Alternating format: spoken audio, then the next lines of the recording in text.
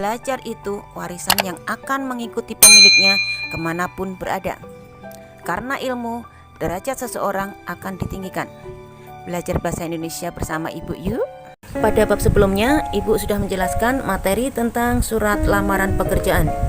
Masih ingatkah apa pengertian, isi, sistematika, dan kebahasaan surat lamaran pekerjaan? Nah, sekarang kita menginjak di bab 2, yaitu teks cerita sejarah. Bab 2, cerita sejarah. Novel sejarah merupakan sebuah genre yang penting dan sering ditulis di negara-negara barat. Negara-negara tersebut menanamkan pentingnya sejarah dalam pendidikan. Novel sejarah membantu memperkenalkan dan mengakrabkan suatu masyarakat pada masa lalu bangsanya. Dengan demikian, pendidikan dalam novel dapat menanamkan akar pada bangsanya.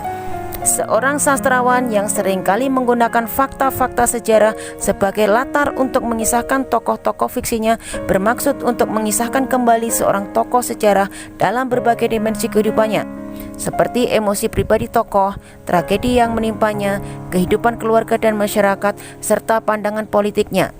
Misalnya, novel Roro Mendut versi Mangunwijaya dan versi Ajib Rosidi, Bumi Manusia, Jejak Langkah, Anak Serigala Bangsa, dan Rumah Kaca karya Pramudia Anantatur, Ku Antar ke Gerbang karya Ramadan KH, yang mengisahkan kehidupan Soekarno ketika menjalin hubungan rumah tangga dengan Inggit.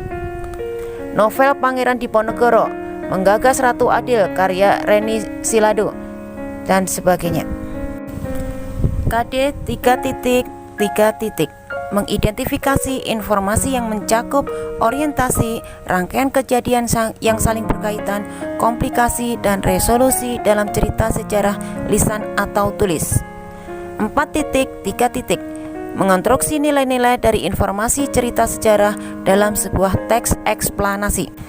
3.4 menganalisis kebahasaan cerita atau novel sejarah. 4.4 menulis cerita sejarah pribadi dengan memperhatikan kebahasaan. Tujuan pembelajaran. Setelah mempelajari materi pada bab ini, siswa diharapkan mampu 1. Mengidentifikasi informasi yang mencakup orientasi, rangkaian kejadian yang saling berkaitan, komplikasi dan resolusi yang dibaca atau didengar. 2. Mengonstruksi nilai-nilai dari informasi cerita sejarah dalam sebuah teks eksplanasi yang dibaca atau didengar. 3. Menganalisis kebahasaan cerita atau novel sejarah yang dibaca atau didengar. 4. Menulis cerita sejarah pribadi dengan memperhatikan kebahasaan yang dibaca atau didengar. Berikut ini materinya.